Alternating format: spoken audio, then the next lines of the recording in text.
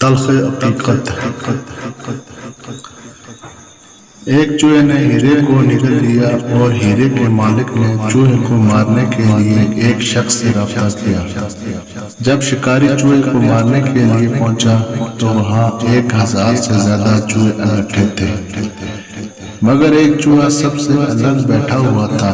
شکاری نے سب سے الگ بیٹھے چوہے کو دیکھا اور اسے مار ڈالا، اور مالکان حیران تھے کہ یہ وہی چوہا تھا جس نے ہیرا نگل لیا تھا۔ حیران ہیرے کے مالک نے پوچھا، آپ کو کیسے پتا چلا کہ یہ وہی چوہا تھا؟ شکاری نے جواب دیا، بہت آسان، جب کم ظرف امیر ہو جاتے ہیں یا معاشرے میں کوئی مقام پاتے ہیں تو وہ دوسروں کے ساتھ میل ملاپ چھوڑ دیتے ہیں۔